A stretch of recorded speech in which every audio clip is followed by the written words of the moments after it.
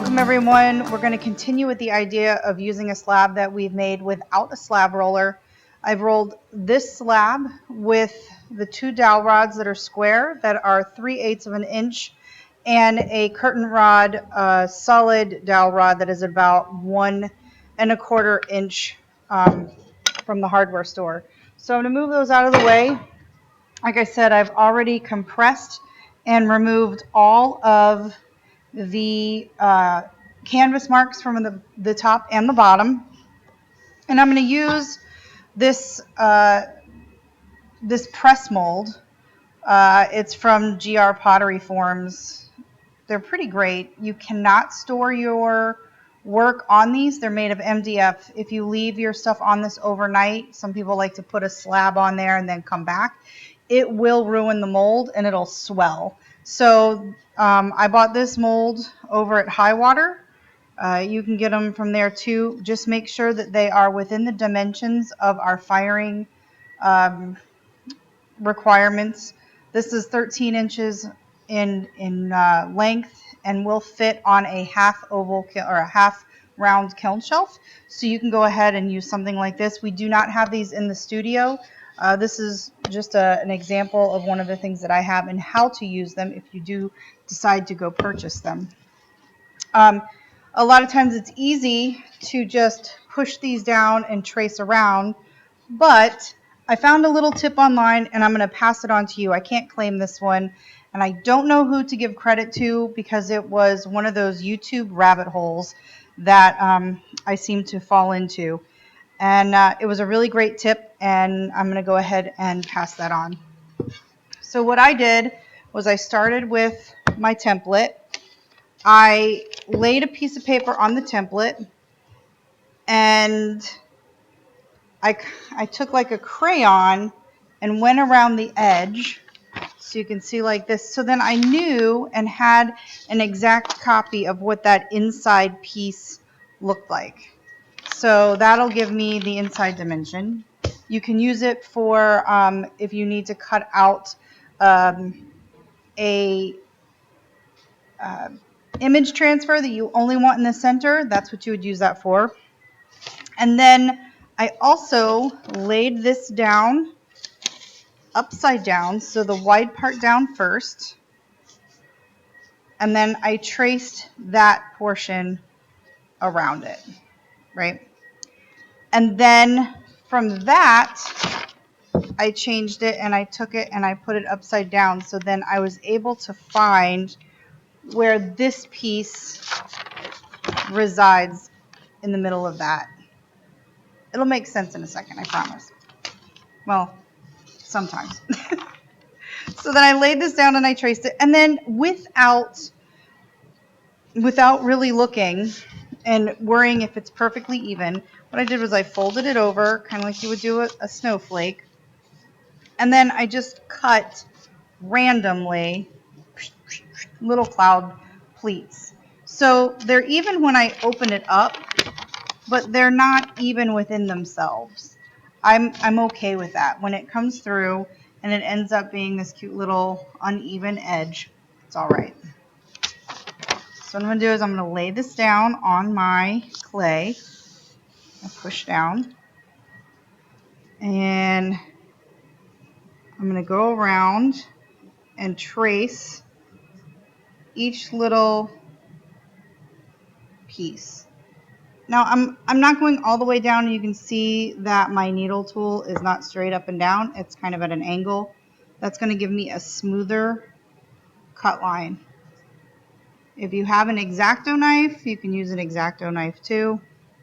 Just remember, if you have canvas underneath, don't push all the way through with that X-Acto knife. You will slice open your your canvas. And I speak from complete experience on that. I had a really nice brand new one in my studio once, and I just cut right through it.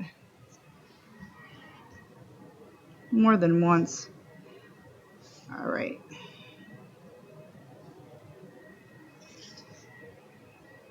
So now I'm going to go back through again and make this cut all the way through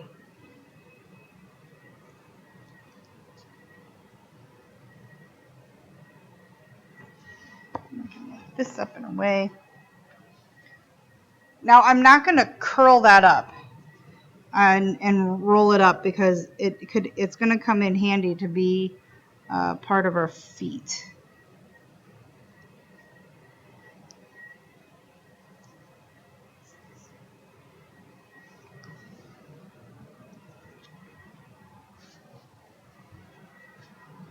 All right, so I'm going to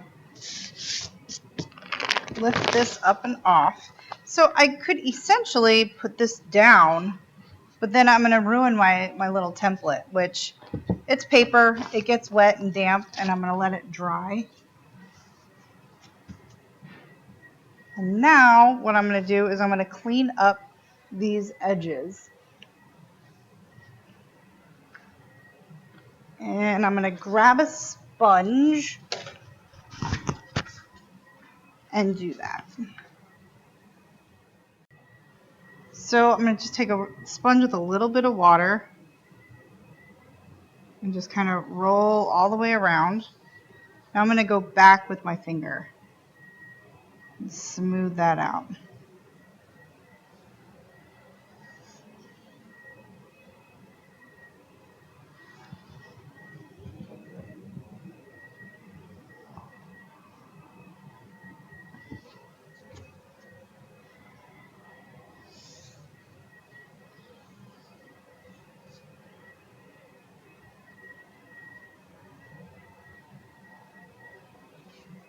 And I can easily go ahead and sign my name now and let that dry.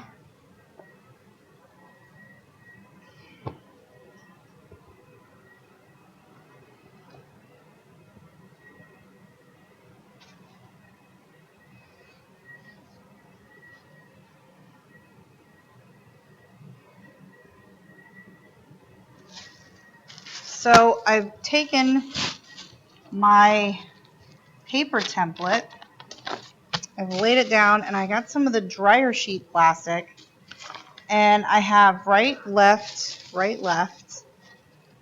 and I match that up and I trace it.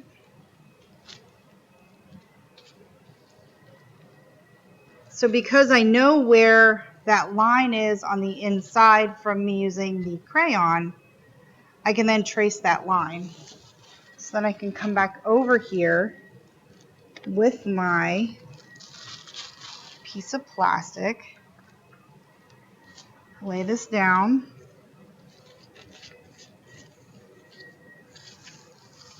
and when I go to push my template into the sponge, I can then angle and look this up and look up at it and push evenly to be able to get my spacing correct on my piece of clay.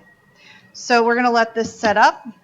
We'll move to that next step, but I'm going to do the same thing that I did here. I'm going to make a quick little underglaze transfer design, and then we'll transfer some images onto here, or I'll use one of the ones that we have in the studio available for purchase. So let's give this the chance to dry. I'll take this off so it can do that, and we'll come back in a few.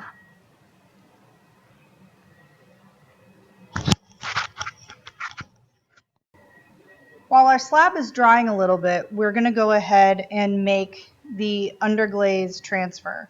So this is rice paper, smooth side up. Again, I have my template so I know what size it is. I'm going to make this pattern go off of what my size is, because I can easily cut it out to make it exactly this, but then I'm going to have to line this transfer up perfectly to match. If I do the transfer the whole thing, I just have to drop the square on there instead of trying to match up all of these scalloped edges that are along here. So I know my transfer, I made little lines here so I know that that's a little bit over and a little bit over here. And I am Going to just alternate between purple and yellow and then come back in. Now you can see this is really runny.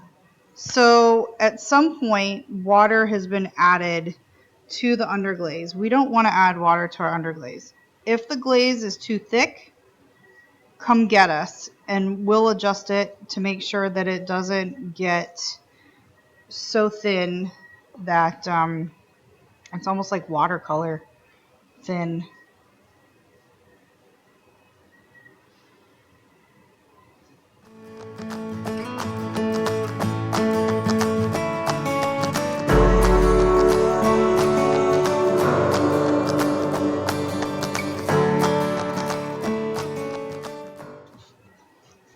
So remember to bring your own brushes, and once you're done with the underglazes, make sure that you put them in the timeout space so they can be sanitized. And we're going to let this dry, and we're going to wait for everything to set up. We're going to wait for our slab to set up so we can put some white slip on that so we have a nice canvas, and then we'll put this on, and then we'll make it and push it into the mold.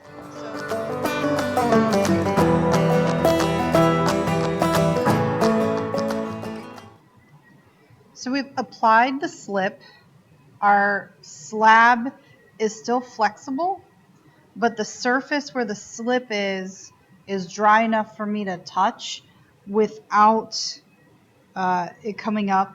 I can slightly see my fingerprint a little bit if I push real hard, but that's just an impression. It's not lifting up or anything. So this is the stage that we want our clay to be in order to put on our slip underglaze transfer. So we'll go from there. I'm going to go grab it and get it prepared, and that'll be next. Okay, I got a bucket of clean water and a really good clean sponge.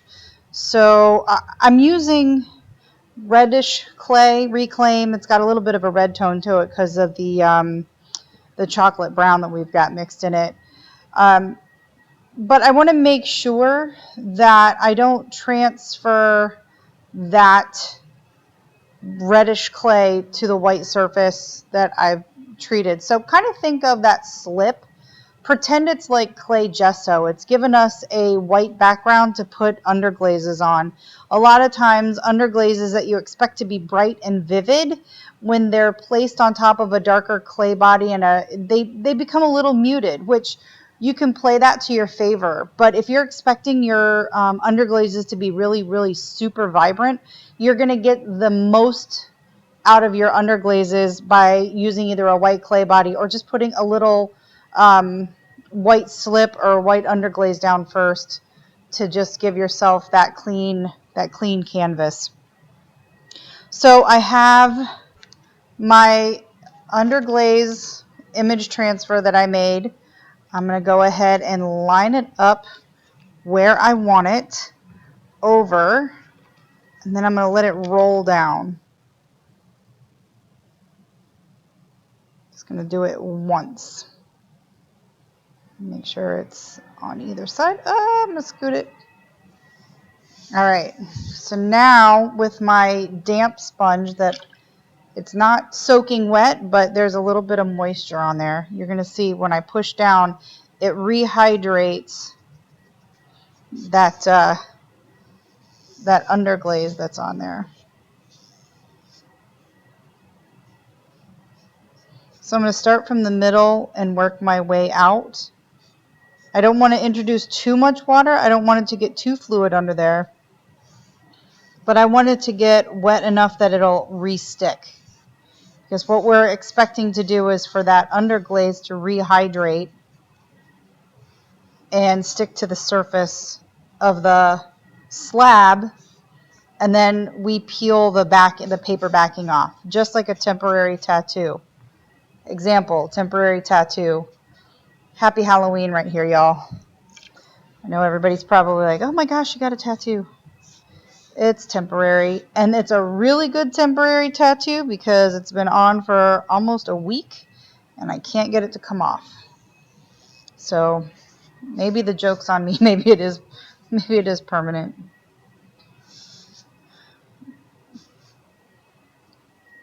So the same way that I put the tattoo on is what I'm doing with this, putting a little water down first, or a little water on top, and holding it there.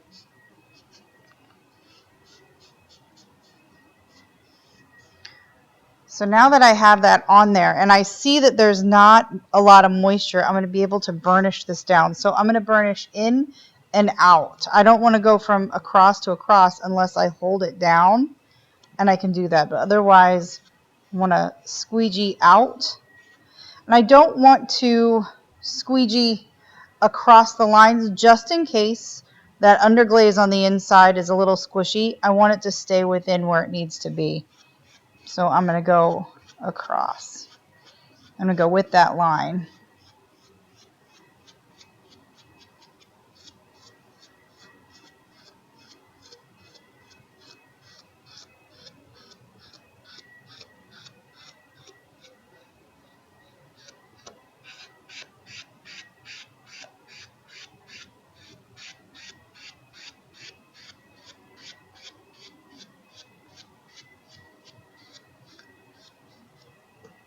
So there's a little spot right here. It did not get enough moisture, so I'm going to wet that again. And now I can come and see. And easily you could have just painted this on, but there's something about the texture that you get from that underglaze decal. It becomes kind of variated. The lines are different. I find it looks more like fabric without the canvas marks, because we're always like, oh, get the canvas marks out of there, but it seems kind of ethereal or something. I don't know. I just really like it.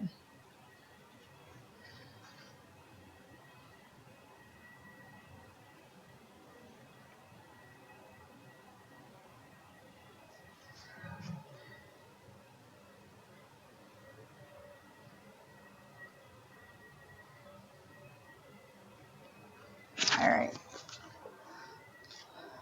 So I'm going to let this set up, and then I'm going to come back and put my plastic sheet down and push into the foam.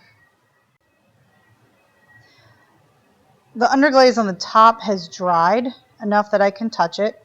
Our slab is still malleable. It's still soft. I'm going to take that dryer plastic, I keep calling it dryer plastic. I think I want to say dryer sheets. The dry cleaner plastic that I've drawn that shape onto, and I'm going to lay it down.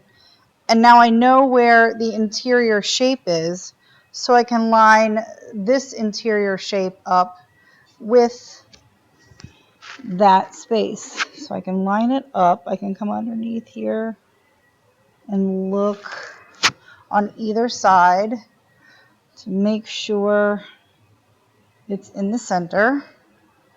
I'm going to bring it towards me just a little bit so I can get some good pressure on it.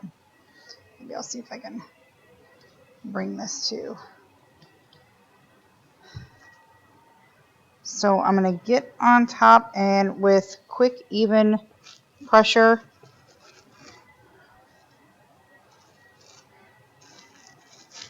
and then I'm going to flip it over. I'm going to leave it on this for just a little bit.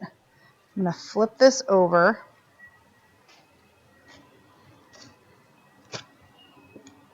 And I want to address that bottom. I want to make sure that it's still smooth and compress that corner. So this edge right here, where it now makes the wall and the floor, that can have some stress fractures. And you can see sometimes the clay looks like it kind of rips a little bit as it's extending over that corner.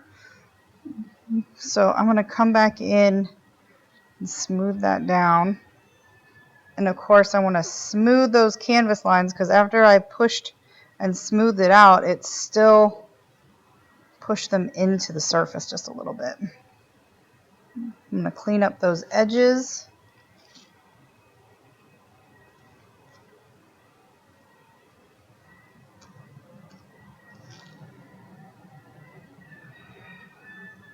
fix any spot that I don't like. And I am going to let this set up before I flip it over. It's time to also think about the foot.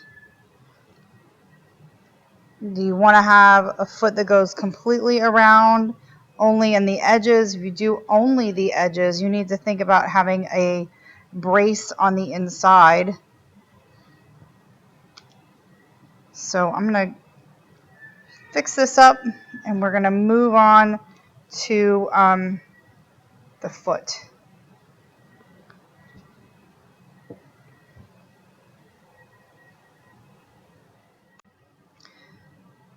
The press mold that I was using is from GR Form. They have a foot tool that you can use and you can purchase and use to make your feet. A lot of times folks will take a corn cob holder and kind of flare it out to make a foot. But if you have neither, but you have two pin tools, you can hold them together. If you have to tape them together, you can. But we're going to flip it up and we're going to draw a line with the two.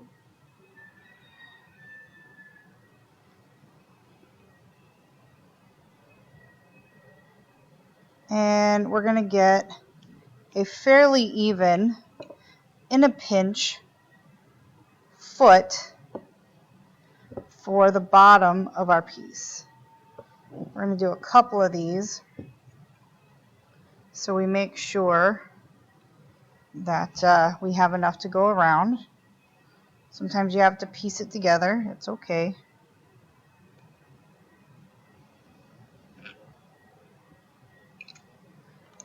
The important part for this is to make sure that your slab is the same thickness and that each time you pinch them together, they become about the same.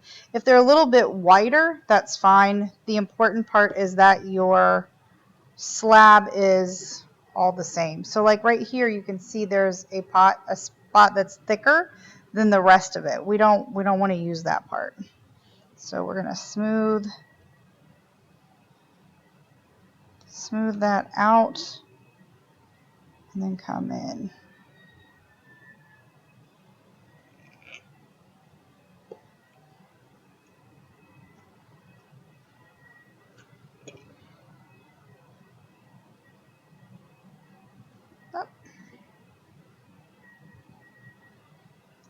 So we're going to pull all this stuff out of the way. That's why I said don't roll up your clay. If you ball it all up, we would have had to have rolled out another slab to make our feet.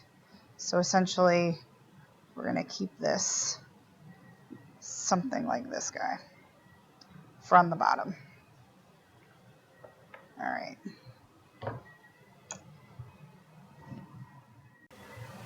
All right, so you can make your own scoring rib off of a old gift card. I just cut a little slice, maybe about, 1/2 inch thick, and just shredded the ends of it so it looks like a whole bunch of just, actually looks like the top of Bart Simpson's head, right? So I'm going to come in and move around and score right where I want that foot to be. Back. I'm going to squeeze my finger. I'm going to squeeze the sponge and let the water slowly drip down my finger so I can choose where the water goes all the way around. I am a score kind of person. It's a little overkill, but I've yet to have a foot not stick. So I have my foot that we made. I'm going to score. Let's see. Oh, I'm going to score the back side that would match. So I'm going to do the same thing. You're going to have to just imagine that a little bit. So you can see it scored.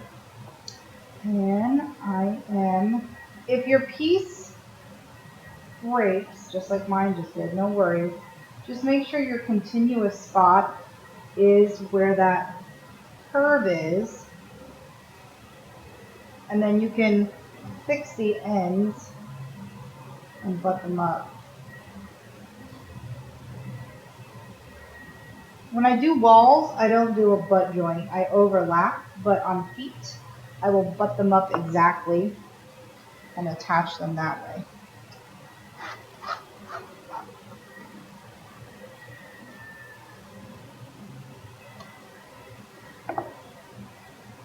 Come in.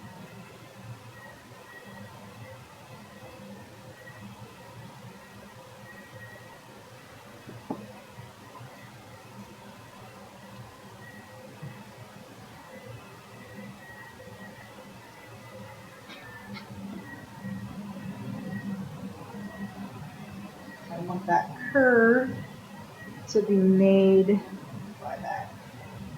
There we go.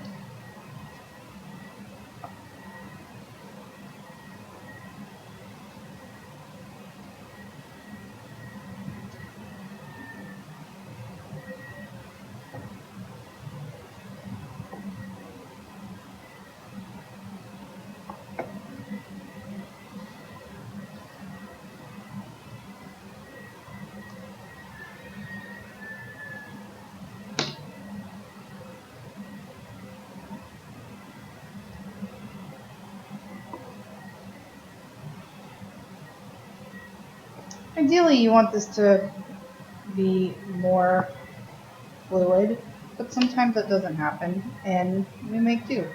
It's okay. I'm going to grab my sponge, and just kind of like we compress the rim of on the wheel. If you're a wheel person, you'll get this. If not, I'm just taking, if the clay is my finger, I'm taking my sponge and just writing along that like a track. And pushing down. And I'm getting underneath that plastic. So if my hands have schmutzies on it and I'm holding this still, I'm not transferring that clay to that surface that we spent so much time trying to keep clean and getting the color to lay down.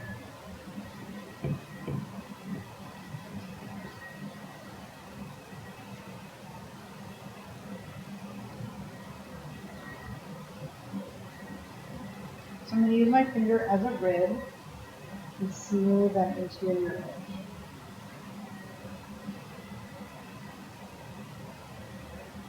Having this on a Lazy Susan or a turntable or a banding wheel is ideal, but if you don't have one, don't feel like you can't make it work. You can move. If your piece doesn't move easily, you can move around your piece. It's all right.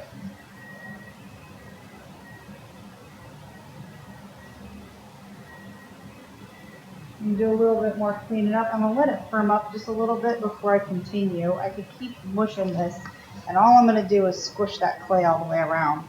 So what I'm going to do is I'm going to let this firm up just a little bit, and then I'm going to come back in and clean it up a little bit more. And you can see I took my name off of the bottom.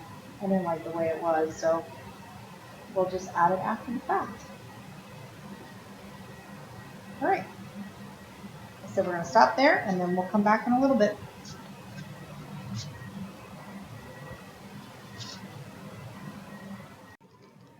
Now that it's sat for a little bit, I can come in here and with good clean hands, my hands are a little bit damp, but they're almost dry and very, very clean.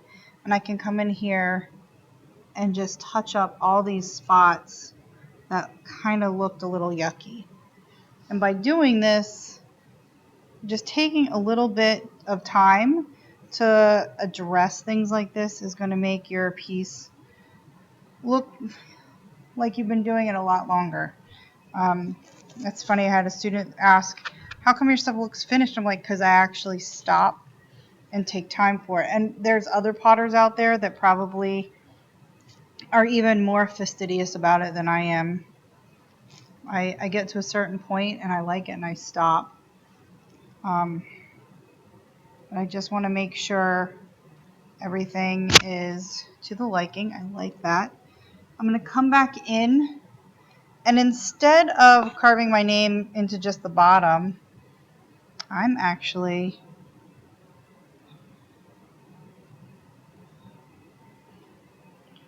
going to come in here and just put some color on the bottom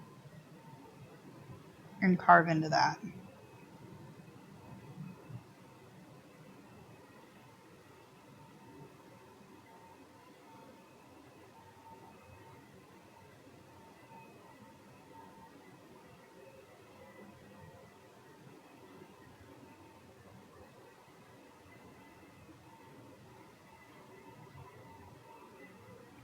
Nothing super fancy, just something that kind of mimics the bottom. The bottom will then mimic a little bit of those, not pleats, but little pillows where it looks.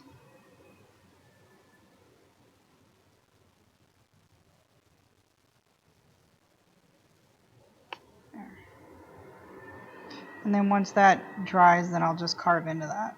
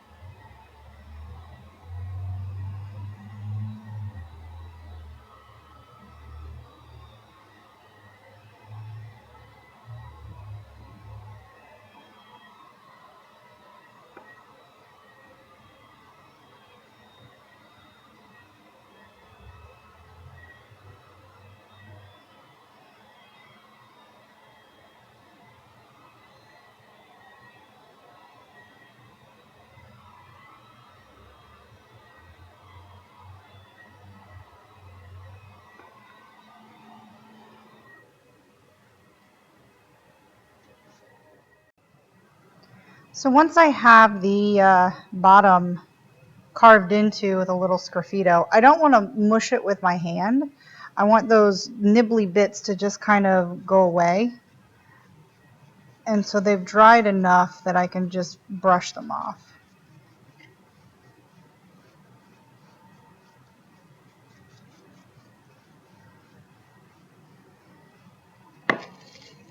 There we go.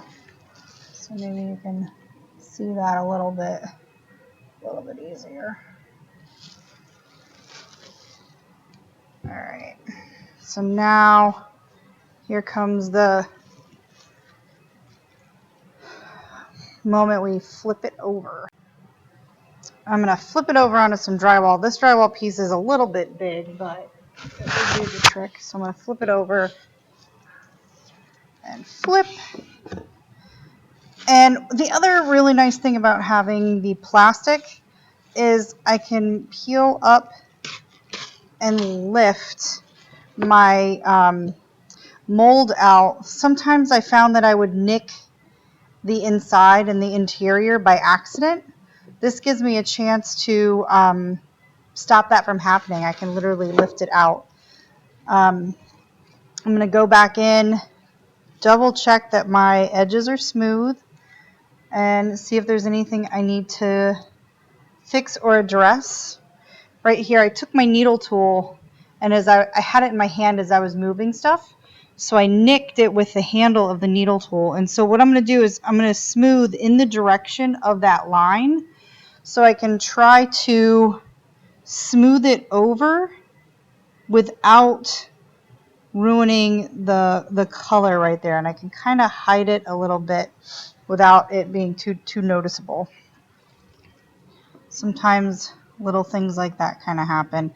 So I want a nice crisp line between the color of the clay and the color of the underglaze, so I'm just going to go back around, and if any squished out or squished around, I'm going to wipe that off. And once I have that done, I'm going to call this done. I'm going to go ahead and let it sit out and dry so we can go ahead and fire this guy.